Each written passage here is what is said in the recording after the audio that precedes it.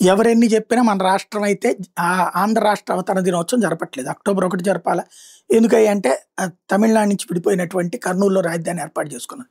అప్పుడు చేయలేదు. నవంబర్ 1 చేసుకోవచ్చు.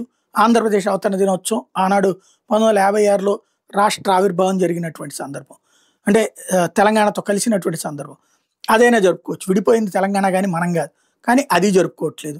అదొక విచిత్రమైన పరిస్థితి ఆంధ్రప్రదేశ్‌లో. అయితే అదే రోజున కేరళ కూడా ఆవిర్భవించిన దినం.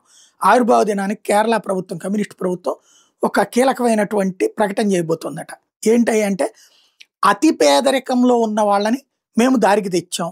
అతి పేదరికం ఇప్పుడు కేరళలో లేదు. అది మేము సాధించిన విజయం. ఏంటంటే రాష్ట్రం మొత్తం మీద లెక్కేస్తే తిండికి కూడా గతి లేనటువంటి వాళ్ళని లెక్కించారట. వాళ్ళు 65,000 కుటుంబాలు ఉన్నారట. వాళ్ళందరికీ గత కొన్నేళ్లుగా ఆహారం అందించారంట. వాస్తవానికి ఆల్రెడీ కేంద్ర ప్రభుత్వ పథకం కింద ఫ్రీనే బియ్యం ఇచ్చేది. అదేదో వీళ్ళు ఇచ్చినట్టు బిల్డప్ చేసుకుంటారు అనమాట. అట్లాగే వాళ్ళకి సంబంధించినటువంటి అనారోగ్యాల చికిత్సకి ఆసుపత్రిలో తగిన ఏర్పాటు చేసింది. ప్రభుత్వ ఆసుపత్రులు అందుకే ఉంటాయి.